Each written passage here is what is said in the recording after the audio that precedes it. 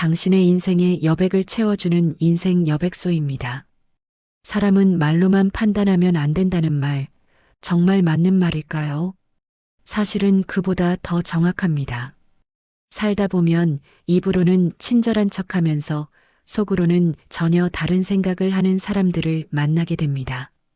반대로 말은 투박해도 행동 하나하나에서 진심이 느껴지는 사람도 있죠. 그런데 이상한 건 우리는 늘 말에 속고 또 속습니다. 그 사람이 그렇게 말했는데 설마 거짓말이겠어? 하면서요. 누군가는 웃으면서 다가오지만 눈빛은 차갑고, 누군가는 말은 별로 없어도 손 한 번 내밀 때 따뜻함이 느껴집니다. 그 차이가 뭘까요? 왜 어떤 사람은 믿음이 가고 어떤 사람은 아무리 친절해 보여도 뭔가 불편할까요? 사람의 본심은 말이 아니라 작은 행동 속에 숨어 있습니다. 손을 어떻게 움직이는지, 약속 시간을 어떻게 대하는지, 칭찬을 들었을 때 어떤 표정을 짓는지, 실수를 했을 때 어떻게 반응하는지, 그 순간순간이 그 사람의 진짜 모습을 보여줍니다. 겉으로 드러나는 모습과 속마음이 다른 사람은 결국 그 작은 신호들로 드러나게 되어 있습니다. 오늘은 그런 이야기를 해보려 합니다. 사람을 제대로 보는 법, 말이 아니라 행동으로 읽어내는 법 말이죠. 이 영상이 여러분께 조금이나마 도움이 되었으면 합니다. 구독과 좋아요는 이런 내용을 더 많은 분들과 나누는데 큰 힘이 됩니다. 그럼 시작해 보겠습니다. 병원 로비에서 한 중년 남성이 청소하시는 분께 소리를 질렀습니다. 여기 물 흘렸으면 빨리 닦아야지. 사람 넘어지면 어쩌려고. 청소 아주머니는 고개를 숙이며 사과했지만 그 남성은 계속 불평을 쏟아냈습니다. 그런데 이상한 건 5분 뒤 의사 선생님이 나타나자 그 남성의 태도가 180도 바뀌었다는 겁니다. 아, 선생님 안녕하세요 하며 환하게 웃으면서 허리를 굽실거렸죠. 같은 사람, 다른 태도. 이 모습이 그 사람의 진짜 본성을 보여줍니다. 하버드 대학교 사회심리학과에서 3,200명을 대상으로 10년간 추적 조사를 진행했습니다. 사회적 약자에게 함부로 대하는 사람의 82%가 가까운 관계에서도 폭력적 언어를 사용하는 것으로 나타났습니다. 반면 직급이나 나이에 관계없이 존중하는 태도를 보이는 사람의 91%는 장기적으로 신뢰받는 인간관계를 유지했죠. 약자를 대하는 태도 하나가 그 사람의 인격 전체를 드러낸 겁니다. 그 사람이 그런 행동을 하는 건 대부분 이 때문입니다. 약자 앞에서는 본심이 숨길 수 없이 튀어나오거든요. 자기보다 힘없는 사람, 자기에게 대들지 못할 사람 앞에서 어떻게 행동하는지가 진짜 모습입니다. 이건 성격 문제가 아니라 패턴입니다. 위에는 굽실거리고 아래에는 함부로 구는 사람은 평생 그렇게 삽니다. 말은 멀쩡한데 행동은 다르게 움직이는 사람들의 특징이 바로 이겁니다. 나는 사람을 차별하지 않는다고 말하면서도 식당 직원, 택시기사, 청소하시는 분께는 반말하고 함부로 대하는 사람, 그 사람의 진짜 얼굴은 약자 앞에서 드러납니다. 쇼펜하우어는 이렇게 말했습니다. 사람의 진정한 품격은 자신보다 약한 자를 대하는 태도에서 드러난다. 권력이 있을 때, 힘이 있을 때, 상대가 자기에게 아무것도 해줄 수 없을 때 어떻게 행동하는가. 그게 그 사람의 본질입니다. 겉으로는 신사인 척, 교양 있는 척해도 약자 앞에서의 태도는 절대 거짓말을 하지 않습니다. 그런 사람을 만났다면 거리를 두는 게 맞습니다. 지금은 당신에게 친절할지 몰라도 언젠가 상황이 바뀌면 당신도 그렇게 대할 겁니다. 약자를 함부로 대하는 사람은 결국 모든 사람을 함부로 대합니다. 그 사람 곁에서 마음 쓰지 않아도 됩니다. 당신의 감정을 그런 사람에게 낭비할 필요가 없습니다. 조용히, 단단하게 선을 긋는 것. 그게 당신을 지키는 방법입니다. 동네 카페에서 한 부부가 마주 앉아 있었습니다. 부인이 이야기를 하는데 남편은 휴대폰만 들여다보고 있었습니다. 여보, 내 말 듣고 있어?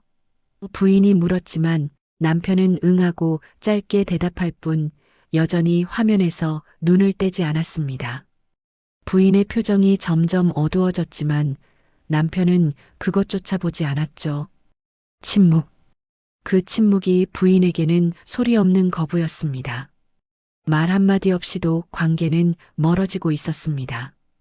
캘리포니아 대학교 커뮤니케이션 연구팀이 1,500쌍의 부부와 친구 관계를 5년간 추적 조사했습니다. 상대의 말에 침묵으로 일관하는 사람의 76%가 관계에서 정서적 학대를 가하는 것으로 분류되었습니다. 반응 없는 침묵은 단순한 무관심이 아니라 상대를 지우는 행위였던 겁니다. 침묵을 무기로 쓰는 사람들의 78%는 3년 내에 관계가 파탄났죠. 침묵 하나가 관계 전체를 무너뜨린 겁니다. 그 사람이 그런 행동을 하는 건 대부분 이 때문입니다. 침묵은 가장 쉬운 공격이거든요. 소리 지를 필요도 없고 욕할 필요도 없습니다. 그냥 아무 반응을 하지 않으면 됩니다. 상대가 뭐라고 하든 듣는 척만 하고 대답은 성의 없이 하고 눈은 다른 곳을 보면 됩니다. 이건 성격 문제가 아니라 패턴입니다. 침묵으로 상대를 통제하는 사람은 평생 그 방식을 씁니다. 말은 멀쩡한데 행동은 다르게 움직이는 사람들의 특징이 여기 있습니다. 나는 당신 이야기 다 들어줘라고 말하지만 정작 듣는 척만 할 뿐 마음은 닫혀 있는 사람, 그 사람의 침묵은 거부의 다른 이름입니다. 몽테뉴는 이렇게 말했습니다. 가장 잔인한 무기는 칼이 아니라 무관심이다. 침묵은 상대를 존재하지 않는 사람처럼 만듭니다.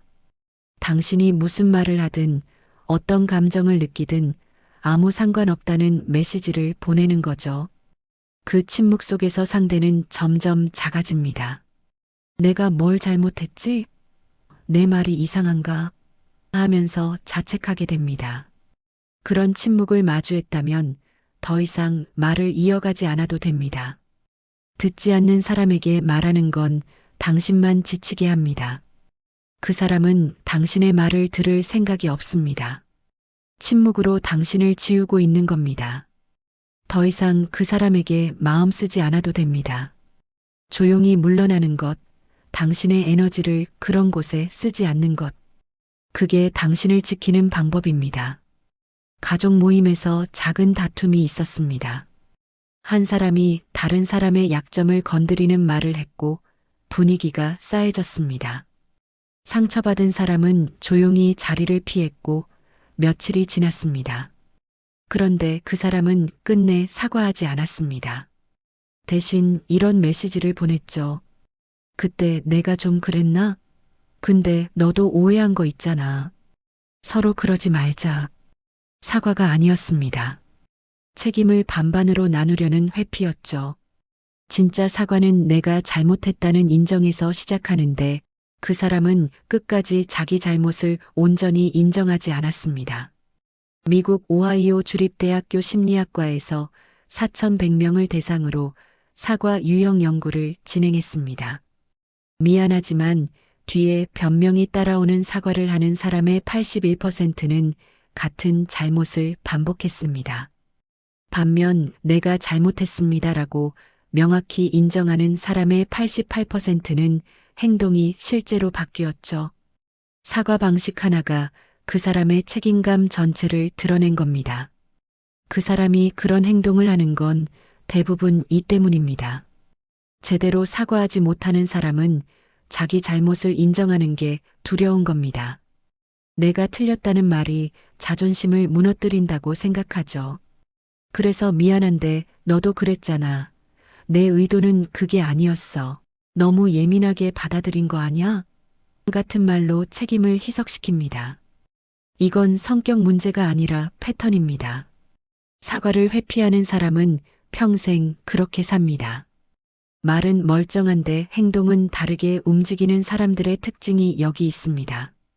내가 잘못했다고 말하면서도 하지만을 붙이는 사람, 그 사과는 사과가 아닙니다. 쇼펜하우어는 이렇게 말했습니다. 진정한 사과는 변명 없이 이루어진다. 잘못을 인정한다는 건 나약함이 아니라 용기입니다. 자기 행동에 책임을 지고 상대에게 준 상처를 인정하고 다시는 그러지 않겠다고 약속하는 거죠. 그런데 그게 두려운 사람은 끝까지 책임을 나누려 합니다.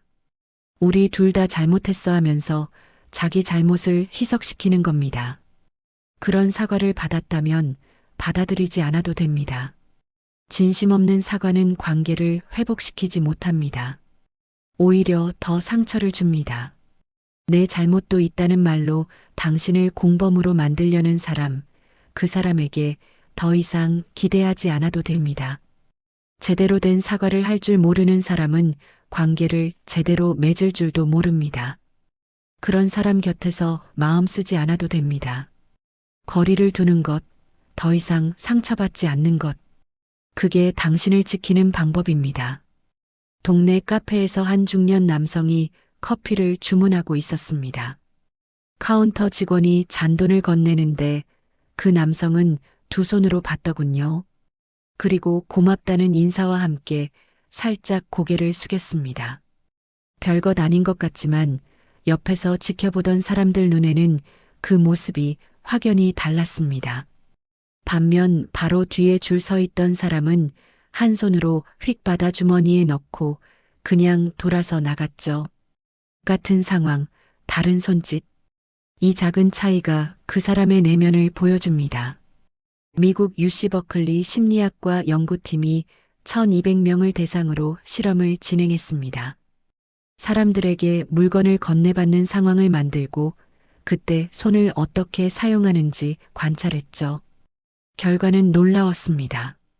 두 손으로 받는 사람의 87%가 평소 타인에 대한 배려 지수가 높았고 한 손으로 대충 받는 사람의 76%는 자기중심적 성향이 강했습니다. 손짓 하나가 그 사람의 전체 태도를 드러낸 겁니다. 그 사람이 그런 행동을 하는 건 대부분 이 때문입니다. 손짓은 의식하지 않는 순간에 나오는 신호이기 때문이죠. 누군가 물건을 건넬 때, 말을 들을 때, 악수를 할 때, 손이 어떻게 움직이는지를 보면 그 사람이 상대를 어떻게 대하는지 알 수 있습니다. 이건 성격 문제가 아니라 패턴입니다. 손을 함부로 쓰는 사람은 관계도 함부로 대하는 경향이 있습니다. 말은 멀쩡한데 행동은 다르게 움직이는 사람들의 특징이기도 합니다. 입으로는 고맙다고 하면서 손은 무성의하게 움직이는 사람, 그 사람의 진심은 손에 담겨 있습니다. 몽테뉴는 이렇게 말했습니다. 작은 행동이 위대한 영혼을 드러낸다. 손짓 하나가 사소해 보여도 그 안에는 그 사람이 쌓아온 습관과 태도가 고스란히 담겨 있습니다. 두 손으로 정성스럽게 받는 사람은 상대를 존중할 줄 아는 사람입니다. 그런 사람은 관계에서도 일에서도 삶 전체에서 그런 태도를 유지합니다.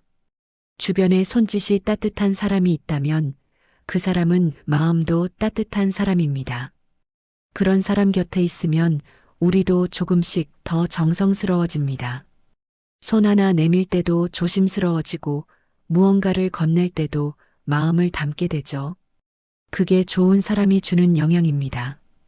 그런 사람을 알아보고 가까이 두는 것, 그것만으로도 우리 삶은 조금 더 따뜻해집니다. 병원 로비에서 약속을 기다리고 있었습니다. 오전 10시로 정한 시간인데 한 분은 9시 50분에 도착해서 조용히 앉아 계셨습니다. 책을 읽으며 여유롭게 기다리는 모습이 인상적이었죠. 반면 다른 분은 10시 20분에 도착해서는 길이 막혀서 전화가 와서 하며 변명부터 늘어놓았습니다. 같은 약속, 다른 태도. 이 차이가 그 사람의 삶을 대하는 방식을 보여줍니다. 독일 막스 플랑크 연구소에서 3년간 8,500명을 추적 조사했습니다. 약속 시간을 지키는 습관과 인간관계 만족도의 상관관계를 분석한 결과 약속 시간을 평균 5분 전에 도착하는 사람들의 91%가 주변 사람들로부터 신뢰받는다고 답했습니다. 반대로 습관적으로 10분 이상 늦는 사람들의 68%는 대인관계에서 갈등을 자주 겪는다고 했죠. 시간 하나가 그 사람의 신뢰도 전체를 결정하는 겁니다. 그 사람이 그런 행동을 하는 건 대부분 이 때문입니다. 시간을 지킨다는 건 상대의 시간을 존중한다는 뜻이거든요. 나보다 상대를 먼저 생각하는 사람은 약속 시간 10분 전에 도착합니다. 혹시 모를 상황을 대비해서 상대를 기다리게 하지 않으려고 미리 움직이죠. 이건 성격 문제가 아니라 패턴입니다. 시간을 소중히 여기는 사람은 관계도 소중히 여깁니다. 말은 멀쩡한데 행동은 다르게 움직이는 사람들의 특징은 바로 이겁니다.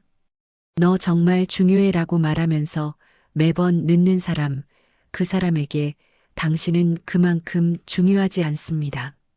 쇼펜하우어는 이렇게 말했습니다. 시간을 지키는 것은 예의가 아니라 존중이다. 약속 시간을 지킨다는 건 단순히 늦지 않는다는 의미가 아닙니다. 상대의 하루를, 상대의 일정을, 상대의 마음을 존중한다는 뜻입니다. 그런 사람은 작은 약속에도 정성을 다합니다. 커피 한 잔 마시기로 한 약속이든 중요한 일을 논의하는 자리든 똑같이 시간을 지킵니다. 주변에 시간을 지키는 사람이 있다면 그 사람은 믿을 수 있는 사람입니다.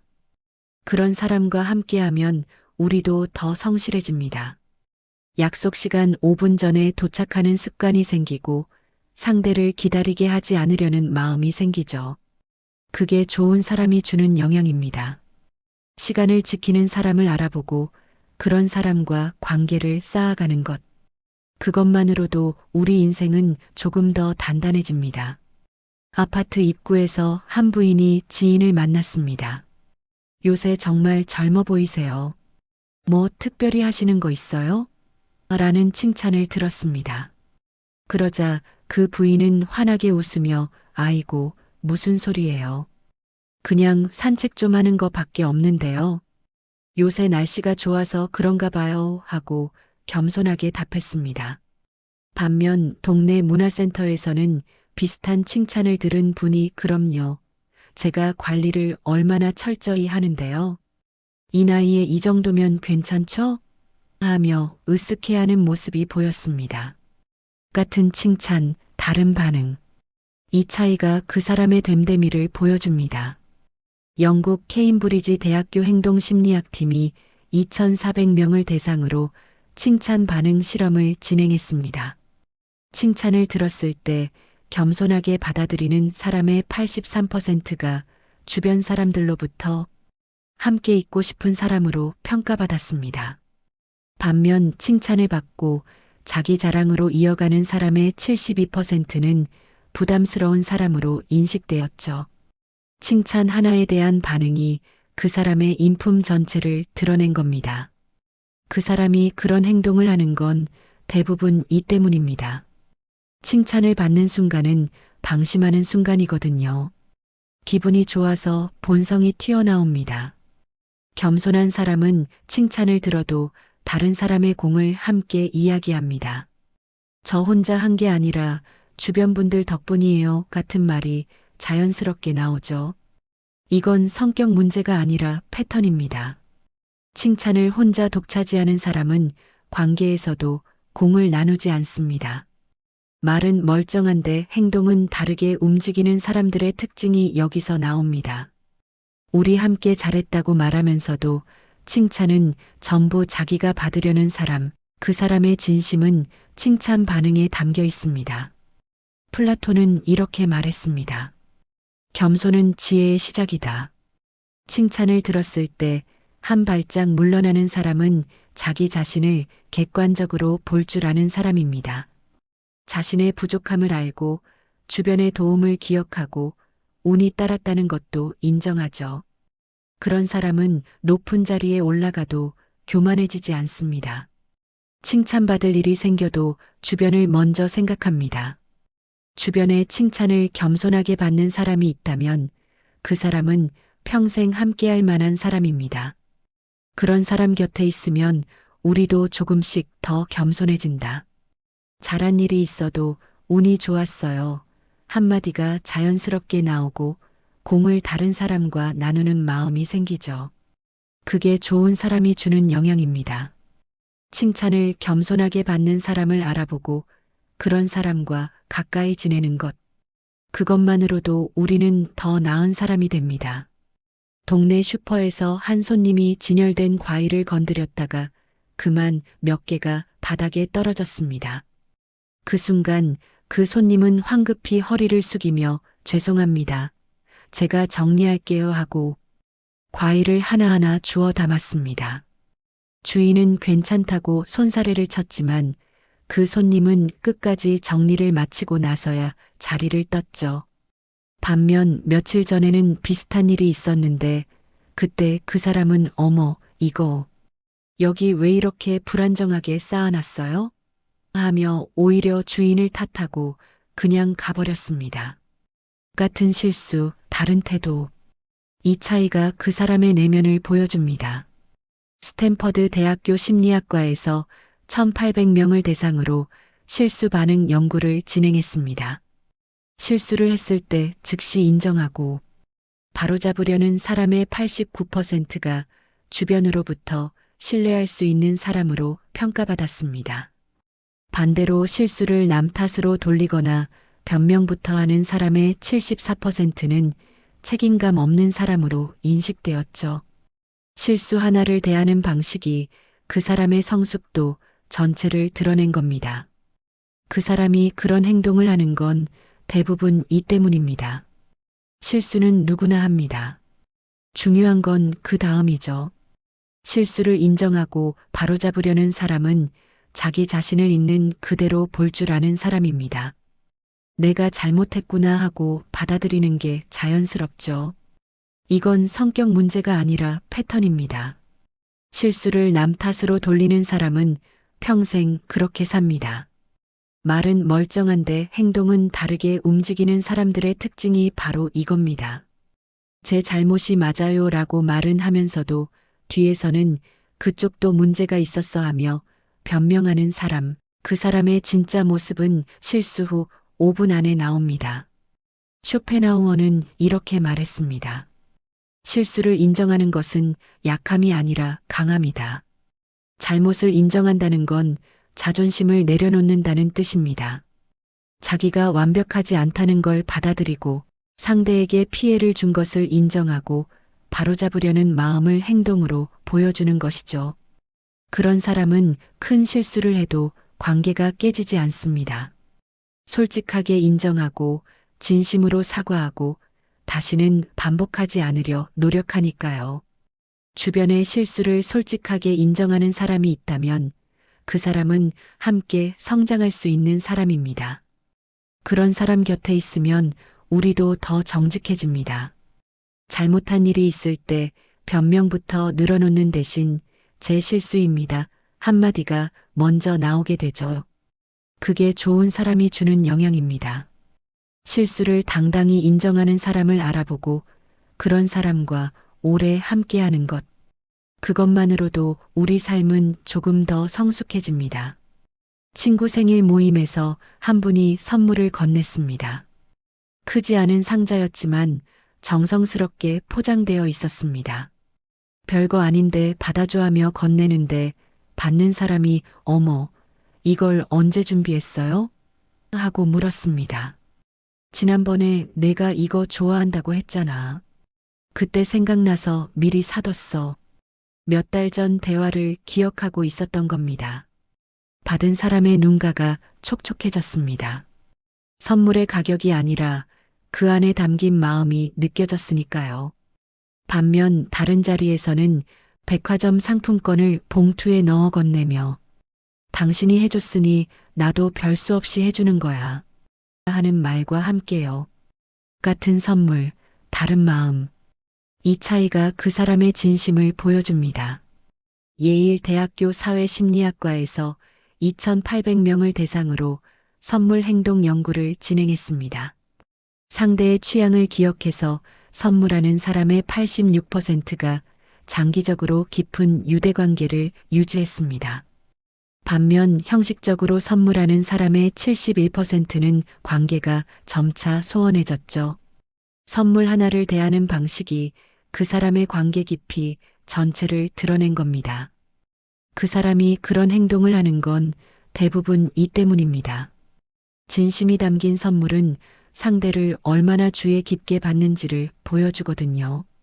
무심코 한 말을 기억하고 좋아하는 색깔을 알아두고 필요한 것을 미리 생각해 두는 사람. 그런 사람의 선물에는 시간과 관심이 녹아 있습니다. 이건 성격 문제가 아니라 패턴입니다. 선물에 마음을 담는 사람은 관계 전체에 마음을 담습니다. 너 생각해서 준비했어 라고 말만 하는 게 아니라 정말로 상대를 생각한 흔적이 선물 곳곳에 배어 있는 거죠. 몽테뉴는 이렇게 말했습니다. 선물의 가치는 가격이 아니라 주는 사람의 마음에 있다. 비싼 선물이라고 다 좋은 선물이 아닙니다. 상대를 얼마나 관찰했는지, 얼마나 시간을 들여 고민했는지가 선물의 진짜 가치를 만듭니다. 1,000원짜리 물건이라도 내가 이거 좋아할 것 같아서 하며 건네는 선물이 100만원짜리 형식적인 선물보다 훨씬 따뜻합니다. 주변에 선물을 정성스럽게 준비하는 사람이 있다면 그 사람은 관계를 소중히 여기는 사람입니다. 그런 사람 곁에 있으면 우리도 더 세심해집니다. 선물 하나를 고를 때도 이 사람이 정말 좋아할까? 하고 고민하게 되고 작은 것 하나에도 마음을 담게 되죠. 그게 좋은 사람이 주는 영향입니다. 선물에 진심을 담는 사람을 알아보고 그런 사람과 오래 함께하는 것. 그것만으로도 우리 삶은 조금 더 풍요로워집니다. 아파트 엘리베이터에서 한 이웃이 미안한데 잠깐만 문 잡아주실 수 있을까요? 짐이 좀 많아서요 하고 부탁했습니다. 옆에 있던 사람이 네, 천천히 하세요 하며 문을 잡고 기다렸습니다. 짐을 다 옮긴 뒤 정말 감사합니다. 덕분에 한 번에 올라갈 수 있었어요 하고 인사했을 때 그 사람은 별거 아니에요. 제가 도와드릴 수 있어서 다행이네요 하고 자연스럽게 답했습니다. 반면 다른 층에서는 비슷한 부탁을 받은 사람이 에휴, 짐 많으면 여러 번 타지하며 짜증을 내는 모습도 보였습니다. 같은 부탁, 다른 반응. 이 차이가 그 사람의 마음씨를 보여줍니다. 스탠퍼드 대학교 행동과학연구소에서 3,100명을 대상으로 사소한 부탁에 대한 반응 실험을 진행했습니다. 작은 부탁을 흔쾌히 들어주는 사람의 84%가 주변으로부터 마음 편한 사람으로 평가받았습니다. 반면 사소한 부탁에도 불편함을 표시하는 사람의 73%는 함께 있기 부담스러운 사람으로 인식되었죠. 작은 부탁 하나에 대한 반응이 그 사람의 인간성 전체를 드러낸 겁니다.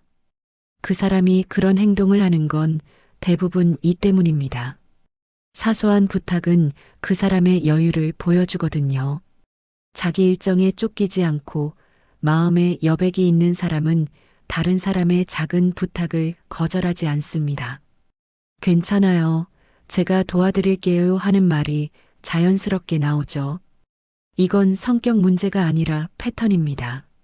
작은 부탁을 기꺼이 들어주는 사람은 큰일에서도 믿을 수 있는 사람입니다. 말은 멀쩡한데 행동은 다르게 움직이는 사람들과는 다릅니다. 언제든 부탁해라고 말은 하지만 막상 부탁하면 귀찮아하는 사람이 있는 반면 말은 별로 없어도 부탁하면 바로 움직여주는 사람이 있습니다. 진짜 배려는 작은 부탁을 대하는 태도에서 드러납니다. 플라톤은 이렇게 말했습니다. 작은 친절이 위대한 사랑을 만든다. 거창한 도움이 아니어도 괜찮습니다. 문 하나 잡아주고 길 하나 알려주고 잠깐 짐 하나 들어주는 것. 이런 작은 친절들이 쌓여서 신뢰가 됩니다. 사소한 부탁을 기꺼이 들어주는 사람은 상대의 불편함을 먼저 헤아릴 줄 아는 사람입니다. 자기 시간이 조금 지체되더라도 상대를 도와주는 게 더 중요하다고 생각하는 거죠. 주변에 작은 부탁을 흔쾌히 들어주는 사람이 있다면 그 사람은 평생 의지할 만한 사람입니다. 그런 사람 곁에 있으면 우리도 더 너그러워집니다. 누군가의 부탁을 귀찮아하지 않게 되고 제가 도와드릴게요 하는 말이 자연스럽게 나오게 되죠. 그게 좋은 사람이 주는 영향입니다. 사소한 부탁을 소중히 여기는 사람을 알아보고 그런 사람과 오래 함께하는 것. 그것만으로도 우리는 더 따뜻한 사람이 됩니다. 사람은 말이 아니라 행동으로 읽어야 합니다. 60년을 살다 보면 알게 됩니다. 말 잘하는 사람은 많지만 행동이 따라주는 사람은 드물다는 것을. 손짓 하나, 시간 약속 하나, 칭찬 반응 하나, 실수 후 태도 하나. 이런 작은 것들이 그 사람의 진짜 모습을 보여줍니다. 겉으로는 친절한 척, 배려하는 척해도 약자를 대하는 태도, 침묵의 방식, 사과하지 못하는 패턴에서 본심이 드러납니다. 좋은 사람은 조용히 빛납니다. 그런 사람 곁에 있으면 우리도 조금씩 나아집니다. 반대로 나쁜 사람은 작은 행동에서 드러납니다.